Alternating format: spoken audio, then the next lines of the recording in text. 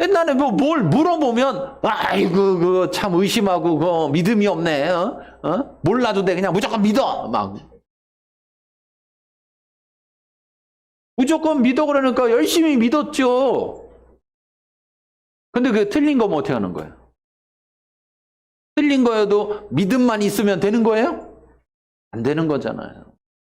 안 되는 거잖아요. 그리고 그렇게 틀린 걸 믿으니까 결국 어떤 일이 벌어지느냐? 하나님의 능력이 나타나지가 않는 거예요. 점점점. 왜 점점점 한국 기독교에서 하나님의 능력이 사라졌느냐? 잘못된 믿음만 남아있기 때문에 그런 거예요. 믿음만 강조하고 또 하나 그 잘못된 믿음 속에서 행위만 강조하는 거예요. 주일 예배 빠지면 안 된다. 11조 꼭 드려야 된다. 한국은 특히 뭐 새벽 기도, 새벽 예배 꼭 해야 된다. 거기서 더 나가니까 뭐 말도 안 되는 이런 소리들 하죠. 뭐 주일 예배는 꼭 본교회에서 드려야 된다. 본교회는 어디 성경 몇 장 몇 절에 나오는 거예요? 대체가. 그렇잖아요?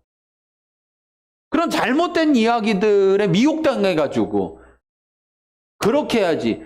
기도는 교회 와서 해야지 응답을 잘 받는다. 어디 나와요? 어디? 어디 나오는 거예요? 오히려 성전을 처음 지은 솔로몬도 뭐라고 했습니까? 어찌 하나님께서 사람이 지은 이 집에 거하실 수 있겠습니까?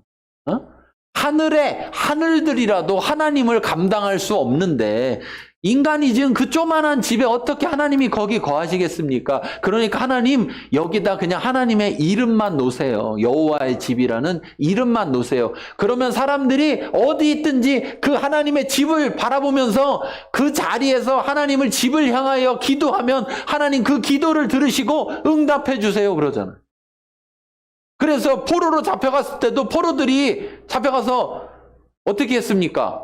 다니엘이 기도할 때 어떻게 했어요? 예루살렘을 향하여 있는 창을 열어놓고 그 성전을 바라보면서 그 성전을 바라봤다는 건 성전을 바라봤다는 게 아니고 그 성전에 계신 하나님을 바라봤다는 거예요. 그런데 어느 순간부터 잘못된 것들이 자리 잡고 그러면서 믿음만 강조하고 또는 그것에 대한 행위, 이거 하면 무조건 믿음 있는 것처럼 쳐주는 거예요. 네?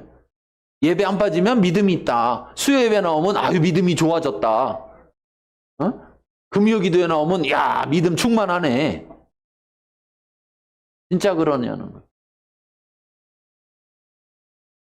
그러면 그게 정말이라면 기본적으로 모든 사람이 모든 곳에 다 똑같이 참여해야 돼. 그런데 왜 주일 예배는 1부, 2부, 3부, 4부 막 이렇게 있는 교회가 수요 예배는 1부만 있어요. 수요 예배도 어떻게 해야 돼요? 1부, 2부, 3부, 4부 있어야죠. 왜 1부, 2부, 3부, 4부 있어요? 한 번에 다 못 들어가니까 그런 거 아니에요? 그럼 수요 예배도 한 번에 못 들어가는데 오지 말라는 거잖아요. 한 번만 할 거니까. 압사당하면 큰일 나니까 조금만 하라.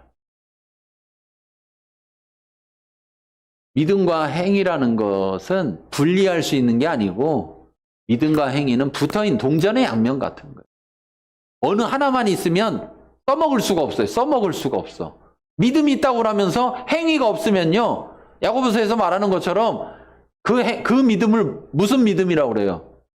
죽은 믿음이라 죽은 믿음. 행위가 없는데 무슨 죽은 믿음이다. 죽었다는 건 한마디로 뭐냐면은 쓸모없는 거다 이 말이에요. 믿음과 행위는 일치돼야 된다. 믿음과 행위는 일치돼.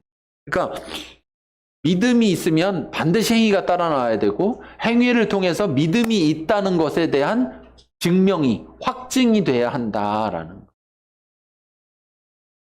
그런데 그것이 흔들리지 않게 되는 것은 어떻게 되느냐? 성령을 따라 행할 때, 하나님을 더 알게 될 때 그것이 유지되는 거죠. 이랬다 저랬다 이랬다 저랬다. 어떤 때는 했다가 어떤 때는 안 했다. 그러면 믿음이 있는 거예요? 없는 거예요? 없는 거래요.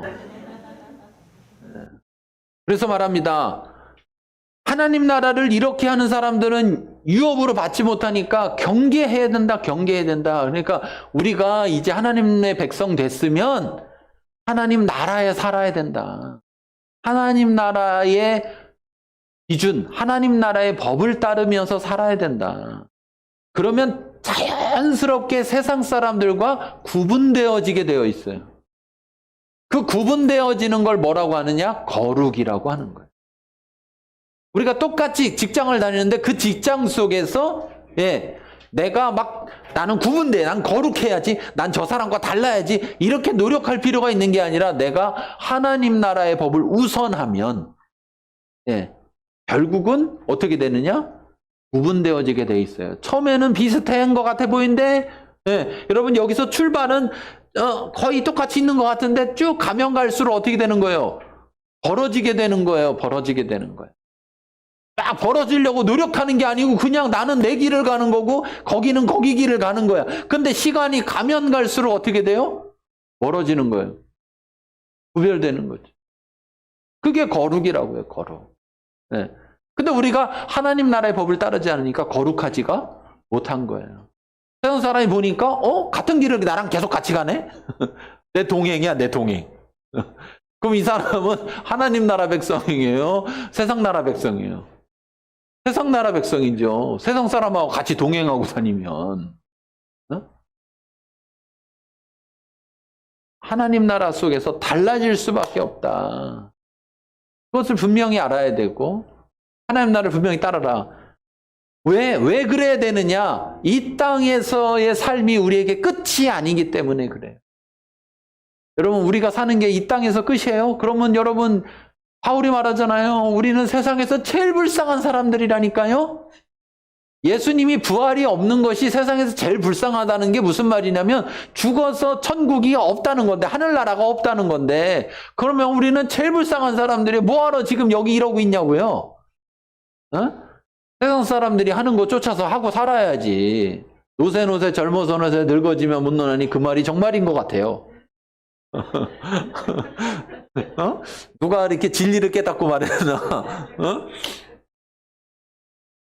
가끔 어딜 가보면 나이 드신 분들이 거기 왔는데 와가지고서는 힘들어서 돌아다닐 수가 없는 거예요. 구경을 제대로 할 수가 없어. 그런 걸 보면 야 기가 막힌 얘기가 맞네 그 말이.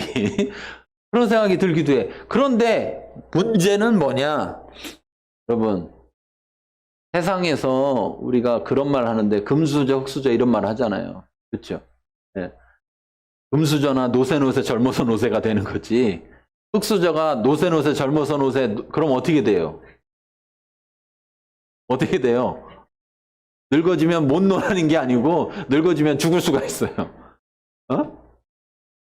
살 수가 없어. 살 수가 없어. 세상의 말들은요 되게 맞는 말 같은데 가만히 살펴보면 다 우리를 미혹한다니까요. 그래서 우리를 돈의 종이 되게 만들고 처음에는 내가 돈을 쓰려고 돈을 버는데 나중엔 돈이 날 쓴다니까요. 이게 어디 쉬려고 그래. 빨리 가서 일해. 아파 죽겠는데 어디 쉬려고 그래. 빨리 일해. 그러고 또 막 일하다 보면 어디 한 가지 일만 하려고 그래. 투잡해야지 투잡. 내가 돈을 부리는 게 아니라 돈이 나를 부린다고. 돈이 나를 부려. 돈의 종이 돼버린다고요. 우리가 돈 버는 기계가 아니에요. 세상을 살아가면서 여러분 돈 버는 기계로 살면 죽을 때 얼마나 억울합니까? 근데 세상은 우리를 돈 버는 기계라고 말은 안 하는데 돈 벌어서 빨리 은퇴하고 빨리 편안하게 살아라 그러는데 그렇게 빨리 은퇴하려면 돈 버는 기계가 돼야 되고 그런 게 아니더라도 그렇게 될 수 있는 사람은 아주 극소수예요. 나머지 사람은 어떤 사람이 증권을 해가지고 그냥 엄청 대박 나가지고 그냥 30대에 은퇴를 했어요. 그리고 세계 일주일 다녀. 여러분 그 사람이 딴 돈은 어디서 나왔어요? 어디서 나왔어요? 그 사람이 주식으로 딴 돈 어디서 나왔냐고요. 수많은 사람이 잃었어. 수많은 사람이 잃은 걸 다 모아서 혼자 땄어. 어떻게 다 그렇게 되냐고요. 어떻게 다 따냐고요. 다 딸 수가 있어요? 없잖아요. 다 딸 수가 없는 게임이라니까요. 그런데 미혹한다고요. 뭐 할 수 있는 것처럼. 다 딸 수 있는 거죠. 내가 잃었을 때는 그것 때문에 죽는 사람도 나오고요. 응? 그것 때문에 이혼하는 사람도 나오고요. 그런 일이 벌어지는데 내가 땄을 때는 내가 남 거 따와가서 저 사람은 죽기도 하고 저 사람은 이혼당하기도 하는데 그런 생각 하나도 안 해요. 무슨 생각만 해요? 난 돈 땄으니까 이제 난 이 돈 갖고서는 여행이나 다니면서 놀면 된다라고.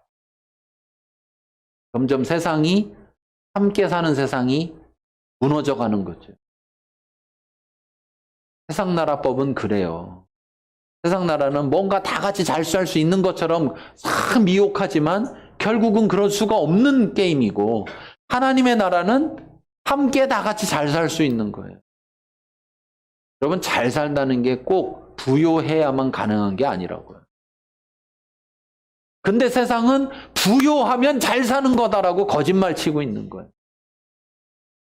우리가 이런 것을 따라간다면 결국은 우리는 누구냐? 옛날에 죄인이었던, 하나님, 예수님을 믿기 이전의 모습이었던, 불의한 자의 모습이었던, 하나님의 나라를 유업을 받을 수 없었던 사람의 모습을 다시 돌아가는 거라. 출애굽 시켜놨더니만 껌뜻하면 뭐라 그래요? 무슨 일만 있으면 뭐라 그래요? 애굽이 좋았다. 애굽에 있을 때는 나 좀 살려주세요. 막 죽겠어요. 이러더니만 꺼내놨더니 한다는 얘기가 뭐예요? 돌아가고 싶다. 왜 그랬느냐? 그들은 40년 동안 있으면서도 하나님을 알지 못했다고. 하나님한테 관심이 없었다고.